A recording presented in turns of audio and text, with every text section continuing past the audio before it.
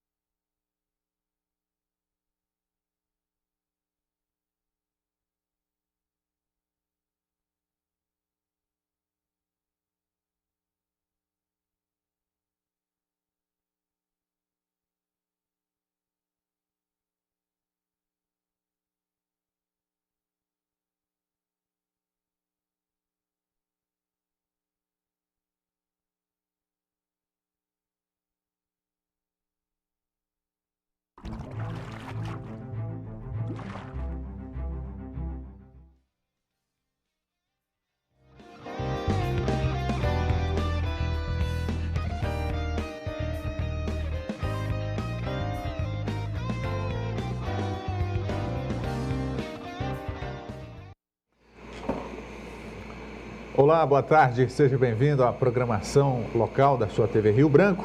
Estamos chegando com a edição desta sexta-feira, dia 27 de janeiro, do programa Entrevista da Tarde. É um compromisso que você tem aí conosco todo dia, nesse horário de almoço, uma pausa no seu corre-corre aí para a gente trazer aqui boa informação, bons convidados, entrevistas interessantes. Eu lembro que eu estou aqui nesse período substituindo o apresentador titular, o Muniz. O Antônio Muniz está de férias, em breve deve estar de volta aí do Rio de Janeiro, né? Onde mais foi bonito ainda, porque de férias, né? Ó, eu nem apresentei ainda, Não, mas amor, você que é já telespectador já conhece pela voz, né? Além de ser aqui seu fã, comigo, sou fã do Muniz, também não posso deixar de dizer isso. Antônio Klemer. Já já a gente vai conversar aqui sobre um evento que o Antônio Klemer está produzindo, um evento de humor, né, que é a praia dele, é humorista. Mas deixa eu apresentar os demais convidados, Sim, claro. Klemer. Hoje eu também converso com Enilson Amorim. Ele vem falar do 13º Festival Acreano de Vídeo. A Associação Acreana de Cinema, a ASA, está fazendo esse evento aí, promovendo a sétima arte, né? O cinema, a cultura de uma forma geral. E daqui a pouco o Enilson Amorim, que é imortal, né? Ele é da Academia Acreana de Letras. A academia porque você quer, mas o nome correto não é esse, e eu vou falar sobre isso depois. Já já o Enilson, que está aqui, também vai conversar com a gente sobre esse festival de cinema e vídeo aqui da Associação Acreana de Cinema. E vou falar também com o pastor Gleiciano Rodrigues, que vem aqui falar de um evento, é um culto de missões lá na Igreja Assembleia de Deus, congregação Tenda do Encontro. Fica lá no Belo Jardim. Antônio Klemer conhece, né, Klemer? Eu conheço o Sodalício, que o Sodalício é um amigo nosso, amigo do Enilson Amorim.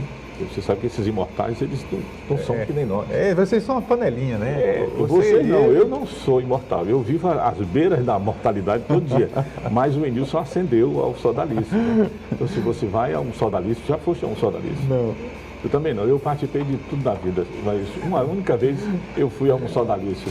São as exéquias da incultura. É quando reúne-se a Academia Acreana de Letras, onde habitam os imortais. Não, mas eu tenho amigos na Academia Acreana e todos são muito cultos, muito inteligentes, mas gostam de uma cachorrada, entendeu? É claro, quem é o imortal que não gosta de uma cachorrada? Se não é imortal. Klemer, mas você aqui é sempre uma alegria, né? A gente sempre se encontra fora e dentro da televisão. Sim. E você como jornalista, como humorista, uma figura que contribuiu muito para a cultura do Acre, né? Nossa geração lembra, mas as gerações novas não sabem nem quem é Antônio Klemer do ponto de vista da história, da cultura, do que você fez. Ou seja, eu estou às beiras do esquecimento, né?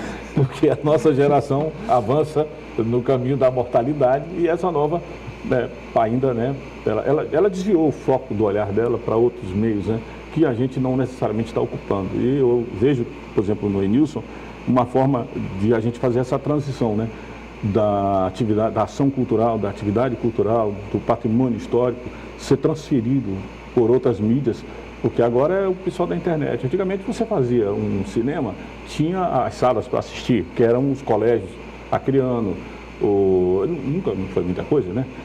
Os locais onde você tinha acesso à produção cultural eram fechados, assim, era o SESEM, que tinha um anfiteatro, o Colégio Acreano tinha um anfiteatro, ou a Colônia Souza Araújo, que era o chamado leprosário, lá fora da cidade. Lá que a gente fazia teatro, lá que a gente fazia cinema, os festivais de música depois vieram e tal. Essa geração agora não conhece muito as pessoas do passado, porque essas pessoas não fizeram essa migração desse patrimônio material. Eventualmente a gente até se arrisca, né? Eu vejo você, por exemplo, lá no seu podcast, você de vez em quando tem esse canal, então assim, é um processo também, né? É um processo. Eu estou com muita esperança de que pessoas como você ainda consigam fazer aquilo que nós tentamos tanto, né? E de congregar essas mídias na atualidade pela credibilidade, porque tem muita gente aí que não tem qualidade nenhuma, né? Assim, elas cumprem uma tabela, assim, às vezes até desprezível, ao meu ver, porque não vão ficar na história. Elas vão passar, elas são só coisas assim, né? Então, e você assim, quando a gente vem aqui conversar com você, em qualquer mídia que você ocupe, você dá qualidade para as questões, né? Você valoriza o patrimônio material. E isso é o que faz a história de um povo, né? Que faz é verdade, a memória, né? Você dá honra a quem tem honra. Dá honra a quem tem honra. Isso é muito importante. Então, a gente estava começando a aprender a valorizar isso, eu acho, porque com o tempo, essa velhice, a experiência vai nos ensinando uma série de coisas. E você também vai ficando preocupado com a herança, né? O que a gente está deixando aí, né? O que eu fiz mesmo? E aí você procura e vai encontrar nessas pessoas que registram, né?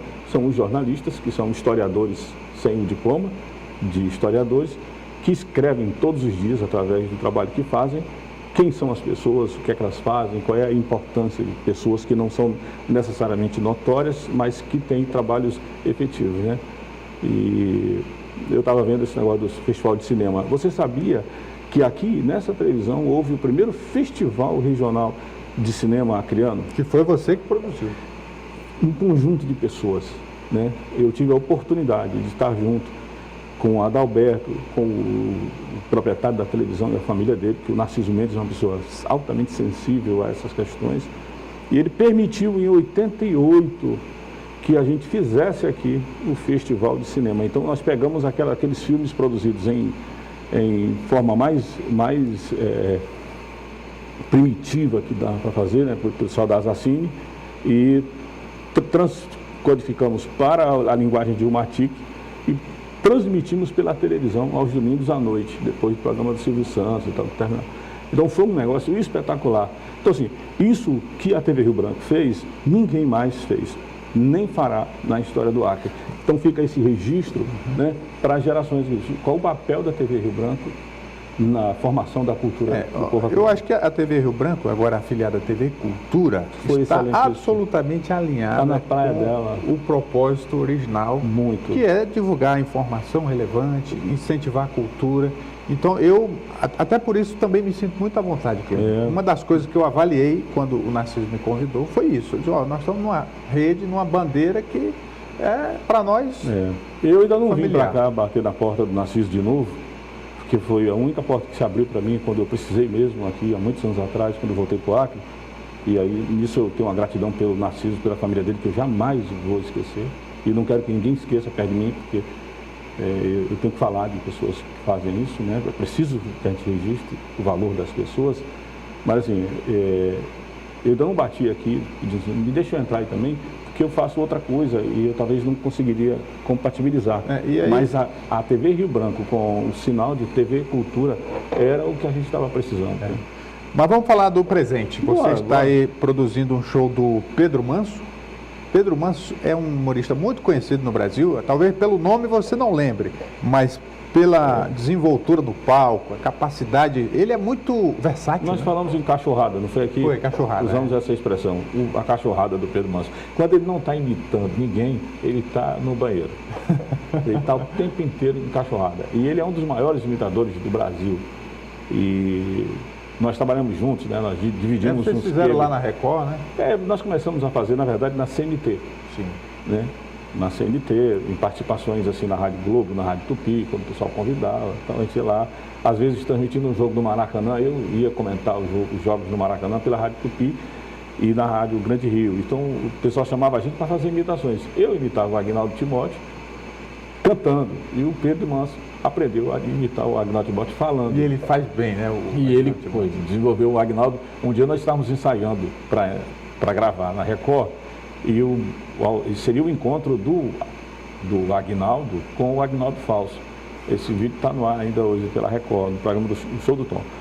E o Pedro Manso e eu cantando. O Pedro não sabia cantar direito e eu tentando ensinar o Pedro, né? Porque eu sempre cantor, né? E eu imitava o Agnaldo cantando. Então, assim, o Pedro pegou o Agnaldo de uma maneira tal que o Agnaldo se apaixonou por ele. O Agnaldo se amarrava quando encontrava ele. E todo mundo queria fazer um encontro do Pedro imitando. Muito parecido, é idêntico. Igual. Só que é com aquela caricatura que deixa engraçado. Caricatura, isso eu digo. Eu fazia caricatura do Agnaldo cantando, né? Então, o véu da noite vai chegar, e docemente vai nublar os olhos amigos de mamãe. Eu fazia essa cachorrada. O Pedro pegou e começou a falar igual o Agnaldo. E o Agnaldo nos flagrou, os dois, imitando o Agnaldo, treinando. E quando nós olhamos para trás no corredor, estava o Agnaldo Timóteo. Muito bem. Todo mundo vendo. É o Valdemiro, cara. O pastor Valdemiro. Ele é o Valdemiro. Mas é impressionante. Só que ele faz de um jeito engraçado. É por isso que eu digo, você bota o ator para fazer, a arte do cara é maravilhosa, né? O Pedro Manso, ele é muito engraçado. Ele não só imita, né? Como ele também conta piadas, conta histórias, né? Faz as sátiras da realidade dos caras. O show dele é completo, né? É muito interessante. Então, assim, eu me juntei com uns caras aqui que vieram para mim com um argumento indesprezível, que era, quer dizer, nós queremos trazer humor para Rio Branco e temos que ter os caras contato. Você topa ajudar? E eu com outro argumento também indesprezível. Eu estou precisando de uma grana. Vamos trabalhar nisso com produção cultural. Aí eu fui com os caras do Plano D, que é uma agência e produtora, e o Denis e a dona Denise, depois a assessoria deles, que tem um cara lá, acho que é Júnior, um cabelo assim meio estranho, Basílio. Aquele que tá ali? Não sei, tá aí, tá. Eu não gosto de falar mal de ninguém na frente da pessoa, então você me constrangeu. Eu não sabia quem estava aqui, eu ia falar mal. Eu ia meter o pau dele assim, né, de longe. Então, assim, eles acabaram me convencendo. Eu achei legal. Eu fiz a ligação com o Pedro, então nós estabelecemos o que a gente faria. A gente usaria um pouco do conhecimento que eu tenho com esses caras e o trabalho de produção todo é deles. Eles é que se lascam correndo, porque eu nem tenho tempo para isso, não, eu já tinha feito antes. Como fiz. Mas você vai dar uma palhinha lá, Clemente? Vou. Fazer a abertura ali? Eu tenho dificuldade, eu sou pastor, né? Sim. Não dá para falar palavrão no show, ou dá? Mas engraçado isso, não precisa falar palavrão. Eu descobri esse negócio com muita dificuldade e contrário à minha percepção de humor, né? Porque você pega, por exemplo, o Maurício Manfrini, que trabalhou comigo na Rádio Tupi. Nós fizemos muitas coisas juntos, depois eu trouxe ele aqui no Acre já, o Paulinho Gogó. Cara, ele não fala palavrões, mas ele usa eufemismos que são tão correspondentes que a gente entende na hora. O cérebro entende. Quando você vai fazer piada, tem um negócio. Tem piadas que são apropriadas para pessoas mais inteligentes e há piadas para pessoas que têm mais dificuldade, né, para isso. Então, assim, tem o pastelão, tem o besterol, tem o mais sofisticado. Então, assim, de uma maneira geral, tem sempre um público para isso. No caso dos que nós queríamos trazer, é exatamente isso. Então, nós decidimos que em todo mês, em 2023, nós vamos trazer um ator para fazer o povo rir, né? um humorista que vai fazer as pessoas rirem. Muito e bom, você cara. sabe, essa iniciativa nós é ótima. estamos precisando rir, né? É muito Demais. sério. Quando é que a gente vai discutindo o negócio dos pelinhos das galinhas? O Brasil ficou chato demais com o negócio de política, Muito, meu amigo. Aí nem o povo graça esqueceu mais, que a vida é pra gente ser feliz, não é pra brigar. O cara, a piada está na presidência. A outra piada mora não sei onde. Tudo que a gente olha está nas piadas. E ninguém explora, né? Tão sofrido o povo, né? Tão compungido, assim como a Geni da música do Chico Buarque, né? Tão sofridos. Então, nós temos que rir mais. E eu achei legal isso. Então, mesmo sendo pastor, eu vou lá e vou dar uma quebrada de galho. Se ninguém me expulsar, eu devo demorar uns 10 minutos ali apresentando. Vai ser domingo agora, o show? Vai ser domingo agora. Os ingressos estão sendo vendidos em diversas unidades da Picanha Mix, que são pessoas que nos ajudam, né? Na panificadora Bela Rio Branco, que eu quero convidar você para nós irmos lá tomar uma bilha d'água, um café, um suco de uva, um negócio. Por lá tem um negócio lindo ali. Da Bela Rio Branco. Sim, e tem também a Suprema, tem lá na beira do rio, tem vários locais aí que.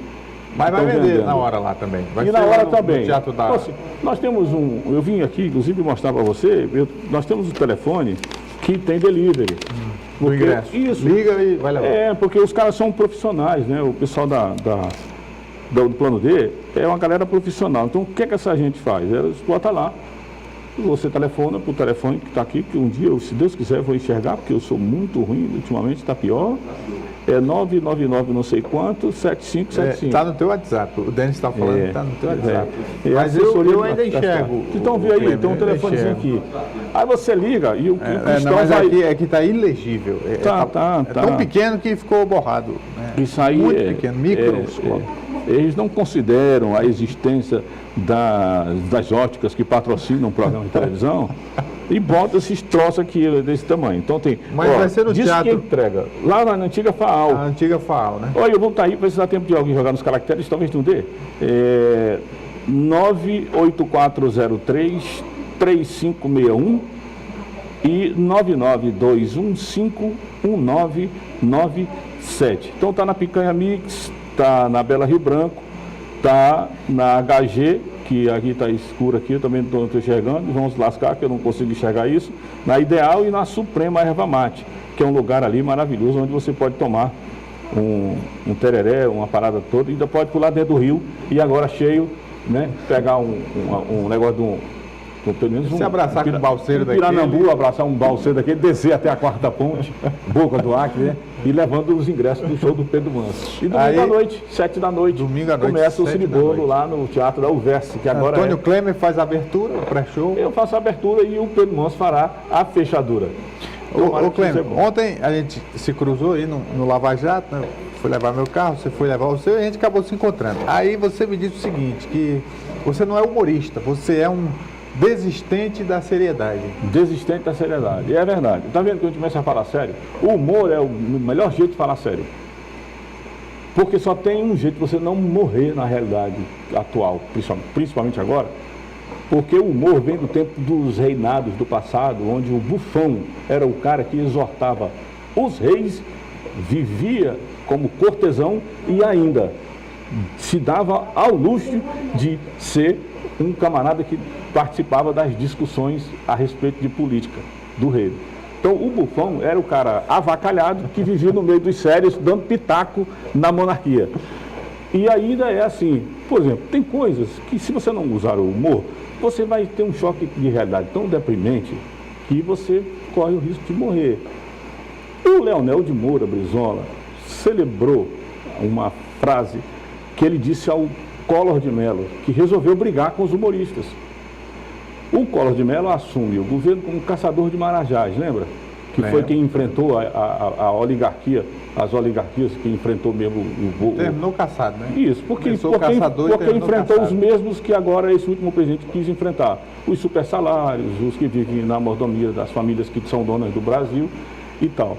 É claro que cada um com um tempo e uma forma diferente, eu não estou dizendo que nenhum é bom, nem deixa de ser, mas para eu falar sobre essas coisas, a melhor forma que tem é eu ir pelo humor. Porque se eu for pelo intelectualismo, eu não passo das fachadas, das discussões fechadas dentro de universidade, dessas salinhas Então, assim, esses intelectuais, em geral, eles são um bando de analfa em comunicação. Eles são pessoas que traduzem ou acrescem o conhecimento, mas de uma cultura paupérrima em relação a se comunicar. Então você viu qualquer conhecimento dos lugares fechados, e esses caras não dialogam com a sociedade, não ensinam a sociedade. É porque o humorista, ele tem o carisma, ele tem a facilidade, a empatia, né, a arte, né? É. Aí eles vão lá e fazem. Então, muitas vezes, uma piada diz muito mais coisas. O Collor ouviu do Brizola que ele não deveria brigar contra os humoristas, porque a piada tem o poder de uma bomba. E tem uma careta bem colocada, pode destruir um reino. Uma piada bem posta. Traduzindo, falando aquilo que a gente demais. tratou no início da era da internet, é o famoso meme. É, a piada na internet é o meme. Está sendo adaptado agora. E o meme é capaz de destruir a república se ninguém fizer nada. Se você puser uma fotografia e uma frase qualquer, ou um cara, se pegar um camarada fazendo careta e botar um negócio correto, você pode destruir a vida dele. Então, assim, toda comunicação pode ser muito efetiva. A dos humoristas, ela é um recorte, porque ela é uma visão de recorte quase esquizofrênica, vamos dizer assim. Ele cria ou ele vê uma realidade, ou ele divulga uma realidade que, em geral, os normais não querem. Então, você quer fazer uma piada com um poderoso e você não tem como fazer. E aí agora? Como é que você vai fazer a piada, por exemplo, Pedro Manso? Como é que você vai pegar o Valdemiro e dizer que ele está pedindo amanhecer hoje por vontade? Hoje eu amanheci, preciso falar 10 milhões. Como é que eu vou dizer isso sério? Sendo pastor, eu não posso fazer isso, porque eu sei eticamente até... A situação já é uma piada. Já é uma piada. Agora, aí vem um cara que imita o cara e faz a piada. Não, quero vender aqui, eu preciso de 10 milhões, como se não fosse nada. E de fato, para as dívidas dele, talvez não seja, né? Mas para o camarada que vai ouvir a piada, basta uma boa tradução da realidade, esse belo recorte sendo bem representado. Mas o fato é que o Valdemiro pediu mesmo 10 milhões. Mas tem aquela piadinha da internet, né? Hoje eu acordei igual o apóstolo Valdemiro, precisando de pelo menos 100 pessoas que me emprestem 100 reais. Mas isso tá uma febre na internet, esse negócio de pastor pedindo dinheiro, tem, né? Tem de tudo, né, cara? Tem de tudo. Você é pastor, eu nunca vi você pedindo dinheiro na internet. Não viu porque ainda não foi meu canal. Se você for lá, eu peço a você. Eu vou no Pix. Mas o problema não é esse. É porque a igreja, a gente olha para as coisas, como você olha para os humoristas. Nem todos são engraçados, pô. Nem todos são criativos. Você olha para os cantores, nem todos são bons, tá? Não vim dizer que... Tem cantor aí que só faz sucesso se cantar a música dos brega, que não tem acesso à mesma mídia. Então, tem que medir um pouco as coisas. Do mesmo modo, é isso aí. Dentro da igreja tem de tudo. Tem quem não é igreja.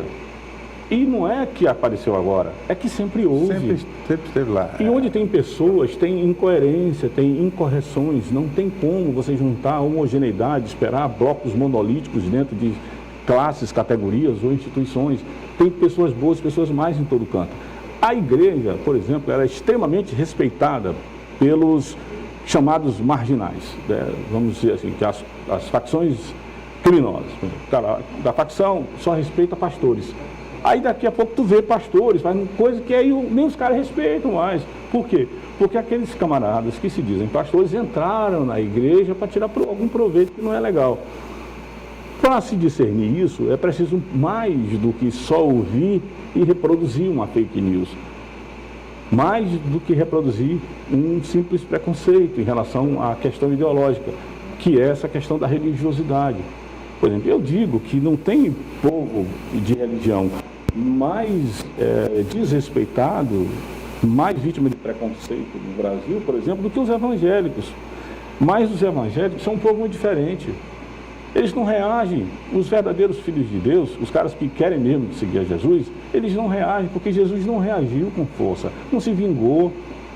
Então, assim, você pergunta do evangélico, ano passado, eu estava conversando com algumas pessoas, eu disse, olha, os evangélicos, eles fraudam as pesquisas, porque você pergunta para ele, você está feliz? O cara diz que está, não estando. Acredita que vai melhorar? Ele acredita que vai melhorar, então ele não tem base no que ele vê, mas no que ele crê. Então, assim, aí a política pública não é feita com base na fé, ela é feita com base nos números. E os números dizem que o cara está feliz. Então, a política pública seguirá aquele rumo. Seguindo o seu raciocínio, realmente, eles fraudam as pesquisas. Fraudam as pesquisas. O cara pergunta, pô, tá tudo bem? É o cara evangélico, tá tudo bem, Clemente, vai melhorar em nome de Jesus. Da sua vinda Mas aqui, o nome está dizendo, o IBGE está dizendo que não vai. Eu olhando assim para a sua trajetória, eu não sei porque eu estou de fora, mas o que dá a impressão é de que você é um injustiçado, né? Porque o que você já fez, o que você já criou, tanta coisa legal, né? Você foi um ícone nacional, você, no seu auge lá em São Paulo, no Rio de Janeiro, você representou muito bem o Acre, as pessoas tinham você como, né, um representante, uma referência aqui para o Estado. E às vezes eu vejo gente, infelizmente, falar mal de você. Mas assim, já falavam, né, quando não era nada, e vamos continuar, né, porque geralmente quem fala mal é frustração, é inveja, né, o julgamento, né, que falam sem conhecer a gente, às vezes sem conhecer a trajetória. E todos nós vamos ter muito isso na nossa profissão, né? As pessoas não entendem. Por exemplo, a gente estava falando aqui da Academia de Letras, de Asa Cílios, os caras não sabem o que é, só quem sabe é que dá valor. Pô. Os caras faziam cinema com a mão. Que é mole ligar a televisão hoje e assistir superproduções de Hollywood. Para revelar o filme, aquela super eles V8. faziam os filmes aqui, com atores daqui, com tudo daqui, mandavam os filmes em caixas para São Paulo, que mandava as caixas para o Canadá, onde eles juntavam a voz que gravaram depois de pegar as imagens. Os roteiros eram assim. Então, assim, aí você vai olhar e você vai dizer assim, caramba, os caras faziam isso aqui no Acre há 50 anos. Aí você quando você for descobrir isso, esses caras já morreram, já foram injustiçados. Não tem problema nenhum. Eu superei. Porque, por exemplo, eu, e todo lugar que eu fui, como aqui na TV Rio Branco, eu valorizei todo tipo de manifestação de cultura que tem. Eu não tenho um diploma de amigo da Câmara Municipal, de município nenhum, eu não tenho a Estrela do Acre foi dada até para cachorro, e aliás, para muito cachorro. Tem gente na Academia de Letras, por exemplo, que eu nunca entendi por que elas foram parar ali, se ela não entendo. Eu já fui convidado 2 vezes, já se lembraram de mim, uma vez foi o professor Clodomiro, quando era meu professor de antropologia na UFAC.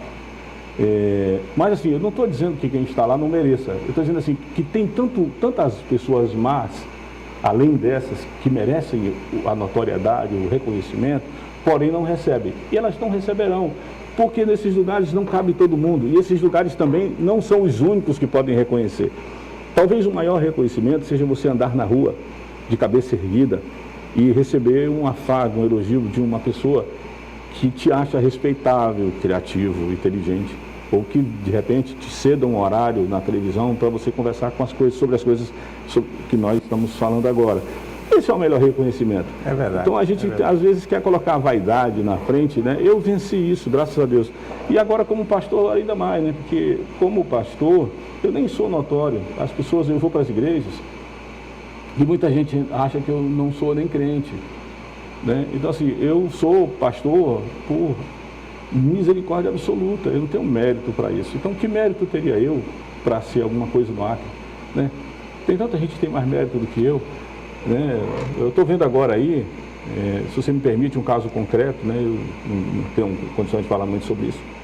Mas, por exemplo, eu acompanho aí a história da Federação Acreana de Futebol, a transição do amador para o profissionalismo marrom, Copão da Amazônia, não sei o que mais, tal. Eu estou ouvindo agora aí uns deputados querendo tomar o lugar do cara que construiu a Arena Toniquim. O Toniquim acaba sendo injustiçado num negócio desse por uns caras que nunca bateram uma bola. Então, assim, é assim que é a vida, né? Ela mas vai ser sempre o assim. tempo não esconde ninguém. Não. Então, todos serão revelados. Ou na glória ou no fracasso. Não há nada que não seja revelável à luz do Senhor, porque mais cedo ou mais tarde a luz prevalecerá. Então, Clemente, agradecer a tua vinda aqui, só reforçar aí o convite para quem quiser ver o show do Pedro Manso, uma oportunidade única e rara. Vai ser lindo, vai ser muito engraçado, a gente vai rir muito. Domingo, né, que é um horário legal. À noite, você termina dos cultos, termina do que está fazendo. Pô, vamos começar a semana bem, vamos lá para o Teatro da Antiga Farral.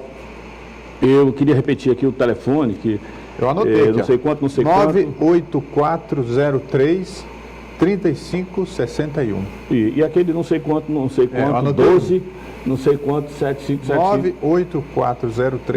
98403-3561. Quem só ligar aqui. Manda para mim uma mensagem se souber quem sou eu, se souber que é o Denis ou o tal de aquele rapaz do cabelo que eu te falei.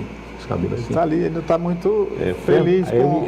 Diz ele que é um estilo. Eu acho que aquilo foi Covid. Porque eu tenho 2 amigos que estão com essa mesma sequela. Os cabelos deles ficam assim, pintados. É esse pinto de... Vamos fazer intervalo, o tempo acabou. Então, eu vou deixar ingresso para você. Você sabia que o Narciso Mendes é o único dono de televisão que eu conheço que não aceita ingresso de presente para as pessoas que ele Se o negócio for para ser vendido, ele não aceita. Ele não aceita. De jeito nenhum. E é por isso que eu também não vou oferecer, que eu não vou constranger ele. Mas eu não sou o Narciso Mendes. Então, eu te dou Vamos fazer um então, intervalo, daqui a pouco voltamos aqui com o programa Entrevista da Tarde. Até já. Até já.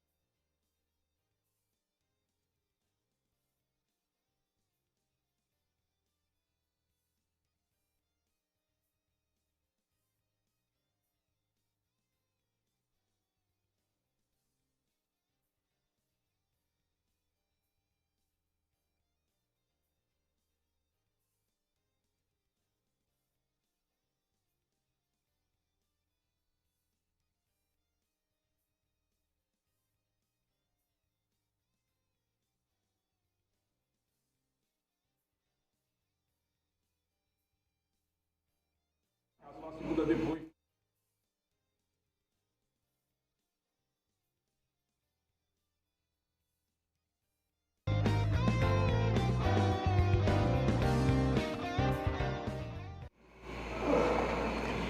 Já estamos de volta aqui com o programa Entrevista da Tarde. Está conosco aqui o Enilson Amorim, que ele é um artista multifacetado. Ele atua em várias frentes, mas hoje ele vem falar sobre o 13º Festival Acreano de Vídeo, que é uma organização do pessoal do cinema, né? A Associação Acreana de Cinema está produzindo esse evento para expor, né, aquilo que a gente tem, a nossa produção. E vamos começar falando disso, Enilson. Depois a gente fala da sua produção paralela. Esse festival já está acontecendo, inclusive, né? Termina no dia 28, acho. Então me fala, o que tem e qual vai ser o conteúdo que vai estar apresentado ao público? Bom, boa tarde aos telespectadores da TV Cultura. Como o nobre jornalista falou, né, nós iniciamos as nossas atividades do 13º Festival Acreano de Vídeo no dia 2 de janeiro do ano passado, aliás, dia 2 de dezembro de 2022, onde a gente publicou o edital com o regulamento para que os cineastas acreanos que se sentissem interessados em escrever suas obras pudessem se inscrever, né? Então foi do dia 2 de dezembro de 2022 até o dia 28 de dezembro, foi encerradas as inscrições.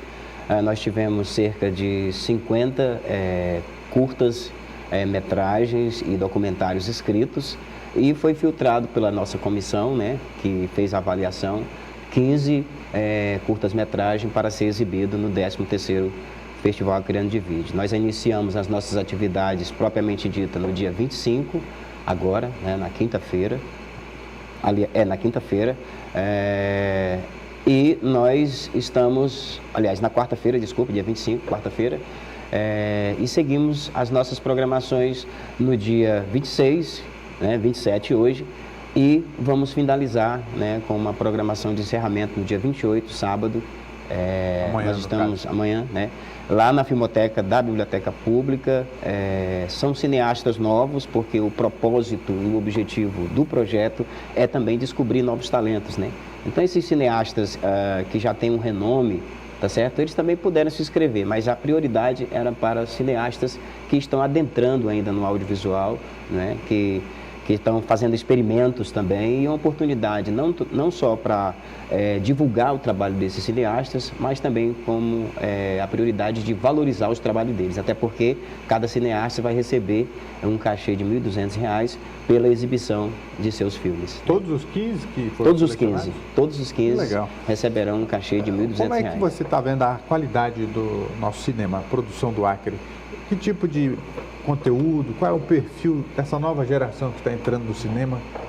Você que viu os filmes, obviamente, o que você pode nos dizer? São trabalhos muito bons, né? São trabalhos de qualidade, são trabalhos... A galera agora está usando muito esse material das novas tecnologias, né? As câmeras agora estão tudo vindo em 4K, até celulares, né? A qualidade do áudio, as temáticas que eles abordaram, né? Inclusive, tem uma cineasta bem jovem chamada Lídia Xavier, que ela fez um documentário maravilhoso sobre a causa animal, né? Essa coisa das pessoas assim não respeitar os animais, né? E assim, de alguma forma, desmitificar essa coisa de valorizar ainda mais, né, os nossos animais. Falar das políticas públicas também, que é muito importante, e a valorização de lugares e espaços de nossa cidade, né? Foi um dos critérios que a gente estabeleceu também no regulamento desse festival. Então, por exemplo, tem documentários que vão falar sobre o Palácio Rio Branco, vai ter documentários que vai falar sobre personalidades, né? Agora mesmo você entrevistou uma grande personalidade acreana, que é o Antônio Cleme, né? Então, tem documentários que vai falar sobre o Bené do Cavaco, né, que é um grande músico acreano. Vai ter documentário, por exemplo, que vai falar sobre a história das rodoviárias em Rio Branco. Então, o propósito também do nosso regulamento era valorizar também as culturas, as personalidades, os lugares também de memória da nossa cidade, a exemplo do Palácio Rio Branco e de outros lugares. Enfim, são uma temática bastante variada, né, onde o público que estará presente pode ter certeza que não vai se arrepender de estar lá conosco, sempre às 19 horas, 7 horas da noite, né? Sempre 4 filmes durante a noite serão exibidos, são curtas-metragens. Até 15 minutos, né, o curta? Isso, não, curtas-metragens a Ancine caracteriza como curta-metragem de 1 até 30 minutos. Até 30 minutos. E, enfim, então, nós queremos reforçar aqui o convite, né, à população acreana, aos amantes da arte, aos amantes da 7ª arte, para se fazerem presente lá na Filmoteca da Biblioteca Pública, às 19 horas, para assistirem esses documentários, tá? É aberto ao público, não é? E o festival é da população acreana, da sociedade acreana. O Acre tem alguns diretores que já estão há bastante tempo e que já se projetaram internacionalmente. A gente acabou de ganhar um prêmio aí, né? Tiveram outros prêmios. Então, assim, no cinema a gente está indo bem, né? Com certeza. Nós tivemos a Noites Alienígenas, né, do Sérgio de Carvalho, que emplacou, né, no festival, inclusive, de Gramado. Anteriormente, nós tivemos também vários cineastas que se destacaram a nível nacional. O próprio Adalberto Queiroz, com o seu documentário Revolução Acreana, no Festival de Varginha, ganhou em primeiro lugar, não é? Que é um dos maiores festivais também do Brasil. O Mapinguari Lenda, também a animação em 2D, que foi dirigido e feito todo o processo de animação pela minha pessoa, também ganhou no Amazônia das Artes de 2015, onde ele circulou em 12 estados brasileiros, não é? Um programa nacional do Sesc Nacional, e para mim foi um grande privilégio. Então, na atualidade, o cinema ainda avança muito, né? Agora, os recursos ainda são muito poucos, a nível de Acre. De editais de estímulo, realmente, aí tem que melhorar muito, né? Tem que melhorar muito. E nós esperamos aí, né, os novos governos, as novas autoridades que ganharam as eleições aí durante esse ano. Né? A arte, por exemplo, pelos políticos, muitas das vezes é um pouco marginalizada. Né? E a arte, ela eu falei agora, na última entrevista que eu tive no Itaã, Arruda, eu falava para ele que é o seguinte, que a arte faz com que você nunca deixe de ser criança um pouco, né? Porque a criança ela sempre está no mundo da imaginação, no mundo do sonho, né? No mundo da imaginação mesmo do sonho, e eu acho que esse momento em que a gente vive, que é o momento do corre-corre da vida, que a gente fica sempre pensando nas coisas material, está na hora também de a gente pensar um pouco na alma, e a arte ela trabalha muito o espírito da gente, né? Porque o espírito da gente precisa também sonhar em dias melhores, né? Em futuros melhores. É verdade. Nilson, vamos fazer um intervalo, daqui a pouco eu volto para falar contigo sobre a tua produção, o que você está produzindo aí. Já já a gente vai conhecer um pouco mais do trabalho do Enilson. 2 minutos, voltamos já.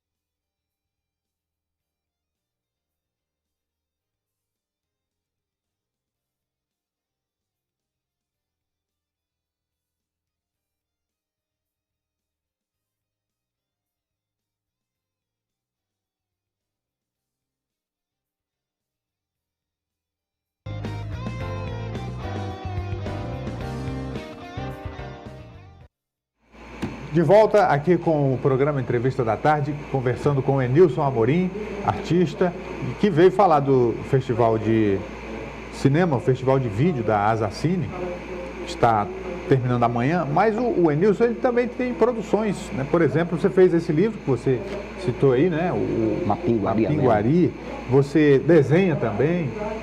O que você está produzindo hoje, Enilson? Muito bem. Bom, agora eu tive um projeto aprovado pela Fundação Garibaldi Brasil, né, um projeto intitulado Mapinguari em Quadrinhos, né, onde eu vou trabalhar aí, fazer uma adaptação tanto do livro, né, como do curta-metragem, da animação, no formato de historinhas em quadrinho, né.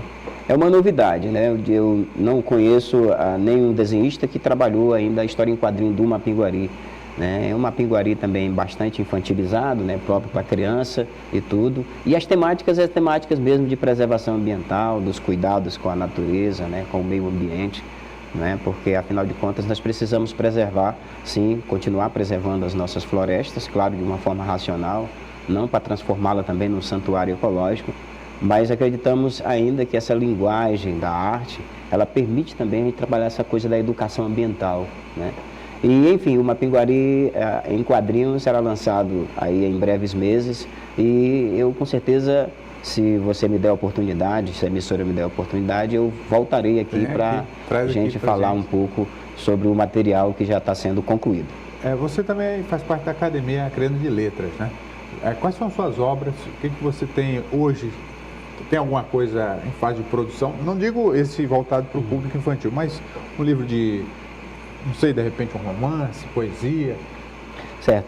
A Academia Acreana de Letras, ela aceita todas as linguagens literárias, né? Então, a Academia tem romancistas, né? Tem historiadores que publicaram um livro de história, o Eduardo Carneiro, por exemplo, suas temáticas muito é livro de história.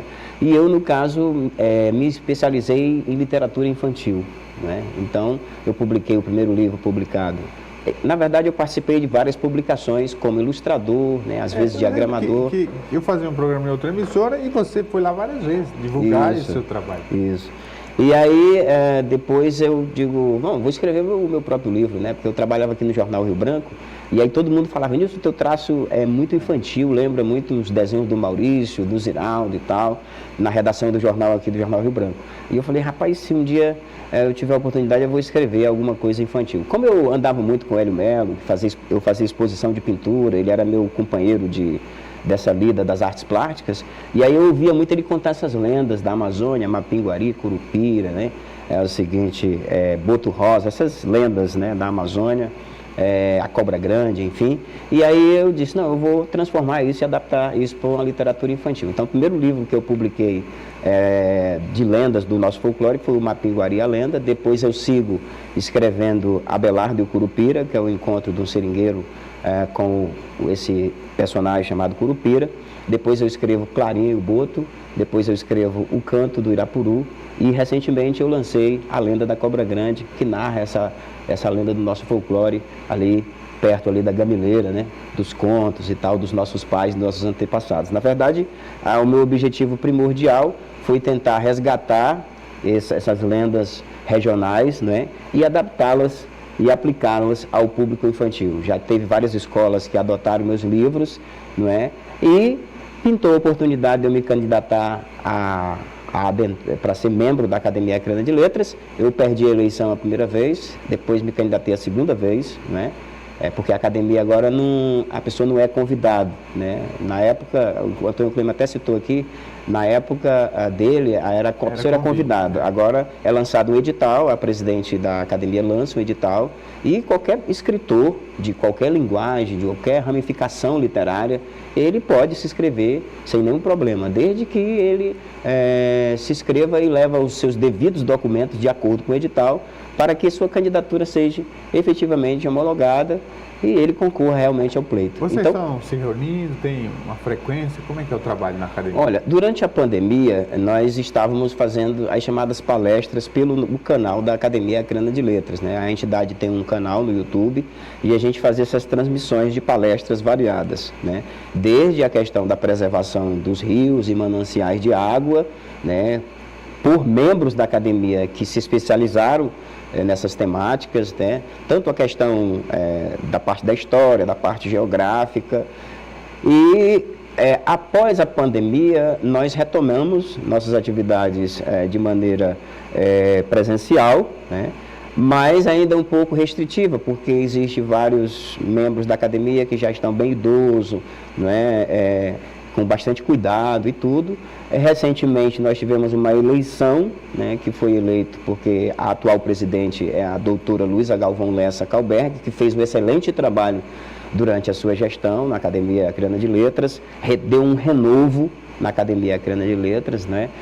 Trouxe para a academia novos imortais. Recentemente agora teve posse de 10 novos eleitos da Academia Acreana de Letras. Ela criou também as cadeiras de eméritos, que são aqueles imortais que eles já não têm mais condição física e nem saúde suficiente para estar participando das atividades da academia, e aí ele é colocado nessa categoria de emérito, concomitantemente sua cadeira fica vacante e aí abre-se vaga, né? Então ela fez todo esse trâmite, ela abriu as portas ainda mais da academia para a sociedade, porque a academia também fez vários trabalhos literários nas escolas públicas também, e enfim, e agora foi eleito um novo presidente, que é o Adalberto Queiroz de Melo, que foi eleito, que vai tomar posse agora dia 3 de março. Nilson, essa pandemia, assim como o próprio cenário político, na minha avaliação, prejudicou muito a produção cultural brasileira, né? A pandemia, por motivos óbvios, e a política, por conta dessa guerra ideológica, né, que colocou a cultura não como algo que deve ser respeitado, né, e deve ser algo neutro, que não venha a ser utilizado como capital político. O resultado foi a perda de público, né, o desinteresse da população pela cultura. Como que você vê esse fenômeno e o que é possível fazer para resgatar a cultura brasileira? A cultura brasileira, ela sempre foi tratada, independente de esquerda e direita, como uma coisa assim, se der. Né? Os representantes entendem que a cultura, enfim, eles não valorizam, não tem aquele olhar, né, de valorizar a cultura de uma forma geral. A gente percebe até pelos editais, né, publicados. Então, mas assim, ao mesmo tempo que a gente tem essa visão de que a cultura ela é um pouco marginalizada pelas nossas autoridades, mas nós sempre temos aquele sonho, né, de que um dia a sociedade brasileira vai valorizar mais os seus cantores, valorizar mais os seus humoristas, né, como o Antônio Clemente teve aqui, né, valorizar mais os artistas plásticos, os cineastas, né, a cultura em geral. Eu acho que uma das alternativas é mexer no processo da educação, na escola, né, a participação ainda mais intensa dos alunos, tirar o aluno somente aquele ambiente, aquele espaço da escola, levar eles mais nos museus, levar eles mais nas salas de cinema, né? A escola, através da coordenação, através da própria Secretaria de Estado de Educação, né? Incentivar ainda e fazer essa mudança bem radical no sistema de ensino para que as artes elas sejam alguma coisa ainda mais priorizada na escola. Fazendo isso, nós formaremos cidadãos, né? Homens que têm maior interesse de levar seus filhos para as salas de cinema, levar os seus filhos para as exposições, né, para as apresentações humorísticas também. Enfim, eu acredito que uma das formas também é a educação. Mas, ao mesmo tempo, acho que nós esperamos aí dias melhores. Muito bem. Nilson Amorim, obrigado por tua vinda aqui, parabéns pelo teu trabalho. Vamos só finalizar reforçando aí o convite para quem quiser ir ainda no festival, né? Amanhã é o último dia. Amanhã é o último dia, lá na Filmoteca da Biblioteca Pública, às 19 horas. Nós estamos aqui convidando todos os amantes das artes e de todos os segmentos artísticos para se fazerem presente lá conosco na nossa festa de encerramento do 13º Festival Acreano de Vídeos. Vamos fazer um intervalo, a gente volta já já aqui com o último bloco do programa Entrevista da Tarde. Até já.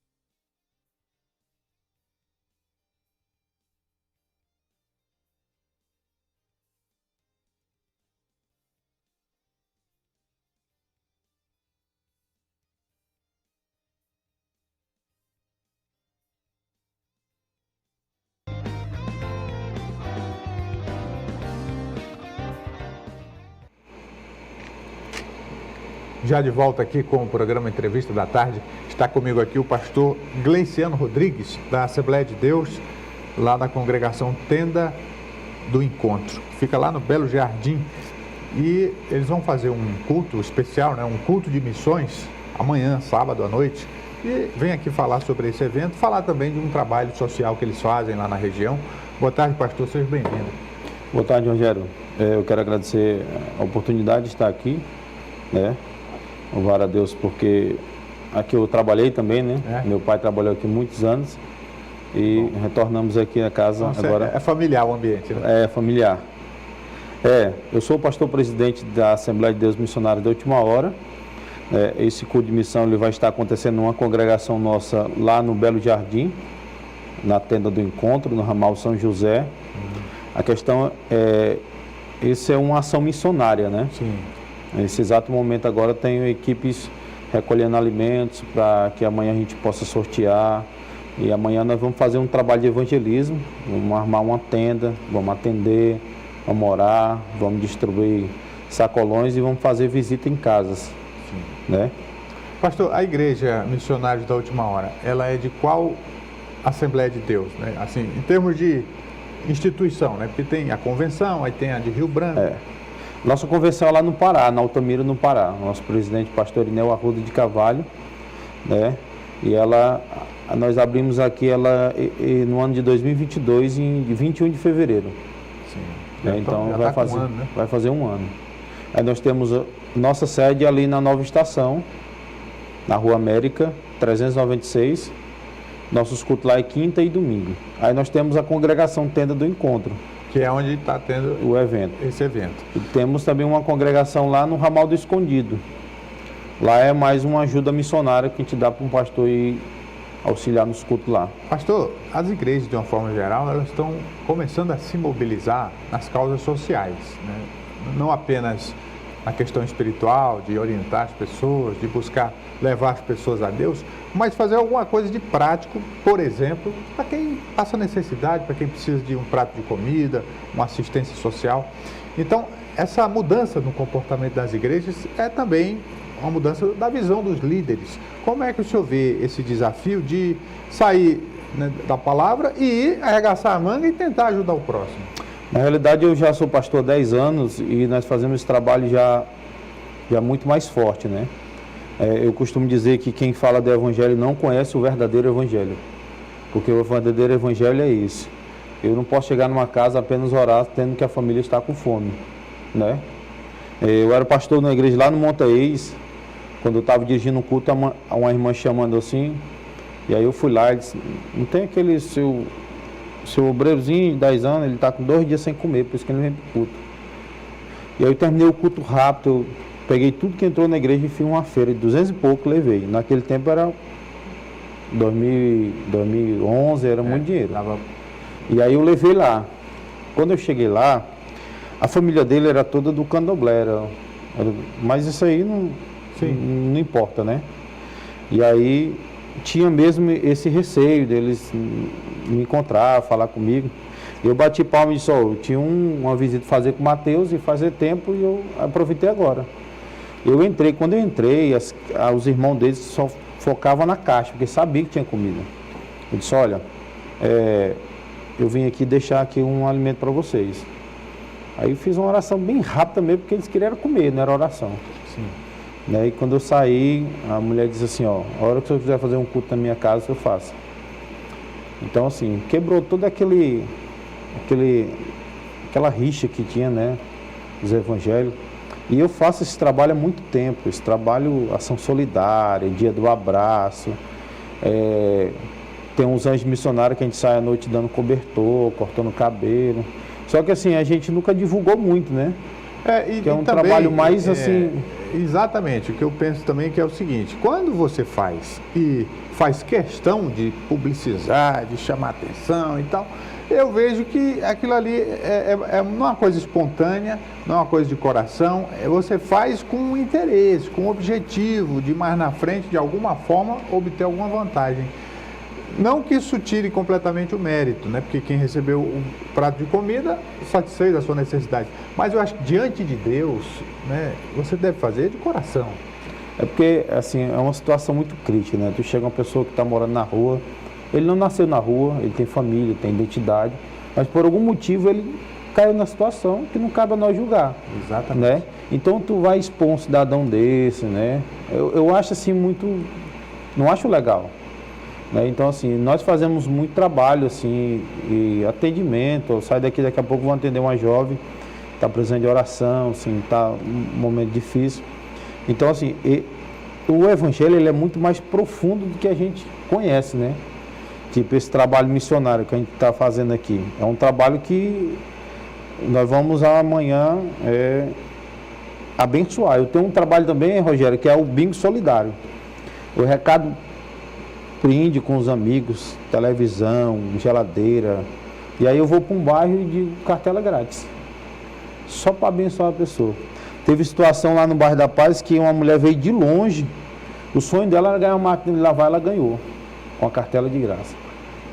Tem situações de pessoas que chegam a um grau de vulnerabilidade social tão profundo, né? A pessoa fica tão abandonada na vida que eu acho difícil, né? Até para a ciência é difícil, para as instituições governamentais é difícil. Vamos dar um exemplo prático, o dependente químico. Às vezes ele vai na clínica, ele passa por tratamento, a família ajuda, tal, e não consegue. Mas aí, de repente, ele começa a frequentar uma igreja e a vida dele é transformada. Quer dizer, por mais cético que alguém seja, ou ateu, ou descrente, não dá para você não concordar que tem alguma coisa a mais. Existe um poder, existe uma força, não é verdade? Sim. O nome de Jesus, ele tem todo o poder, né? Nós fizemos agora uma campanha chamada Janeiro Profético. No início de janeiro foi apresentando os 12 meses do ano. E assim, muito testemunho de pessoas que contaram. Em outras campanhas dessa, uma mulher estava com caroço assim na mama e no culto sumiu. Na hora do culto, tudo enrolando, sumiu. Né? E assim, ela fez exame depois e tipo assim, o câncer sumiu, desapareceu. Então assim, o evangelho é muito forte. O que a gente precisa separar? A igreja não pode fazer o papel do Estado, nem o Estado fazer o papel da igreja. Né? Cada um, mas um precisa do outro. Né? O Estado precisa da igreja e a igreja precisa se colocar no papel dela, que é verdadeiramente ajudar vidas. Eu tenho um projeto que eu já desenhei, que é um complexo. Eu não quero construir uma igreja, eu quero construir um complexo. O que tem desse complexo? Eu quero ter uma casa de passagem para receber o pessoal do município que vem. Eu quero ter um laboratório de ciência para colocar os jovens para aprender. Né? Eu quero ter dentro dele assim, um galpão para fazer uma espécie de curso, né? Chamar o Sabrai para a gente fazer os cursos, costureiro e tudo. E ter o templo também, né? Mas esse complexo é algo que eu sonho, né?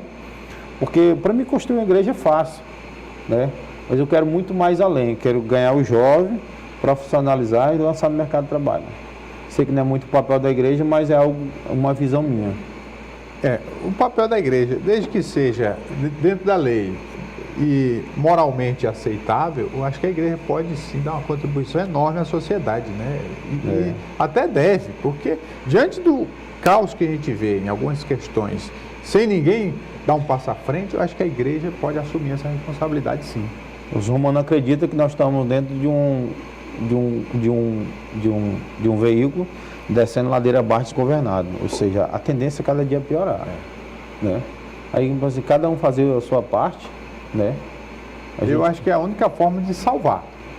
Quando eu falo em salvação, existe a salvação espiritual, mas para a gente salvar a nossa civilização, a sociedade, os indivíduos, a gente vai precisar de fazer alguma coisa a mais do que pregar o evangelho, né? Isso que o senhor está fazendo, ajudar de forma prática. Eu quero encerrar, pastor, com o senhor convidando as pessoas aí, lá da região, para esse evento. Amanhã nós vamos estar lá no ramal São João, que é ali na divisa, o ramal da Judia. Nós vamos estar ali próximo àquela ponte, fazendo evangelismo. E à noite, às 7 horas, nós vamos estar lá no culto, no ramal São João, lá na casa da pastora Esther, do pastor Jair, lá fazendo este culto abençoado, e você é o nosso convidado. Conosco lá vai ser uma benção. Muito bem, então, boa sorte lá no evento, pastor. Tenho certeza que vai ser êxito, vai ser sucesso. Vá nos porque visitar, não sei amanhã, mas depois, viu? as pessoas estão carentes, pastor. Isso. Então, quando existe uma oportunidade, as pessoas vão, né? O senhor sabe disso. A gente vai encerrando o programa Entrevista da Tarde de hoje, agradecendo a sua audiência, convidando você para na próxima segunda-feira estar conosco, 13h, ao vivo, aqui na sua TV Rio Branco. Um forte abraço, um bom fim de semana, até segunda-feira.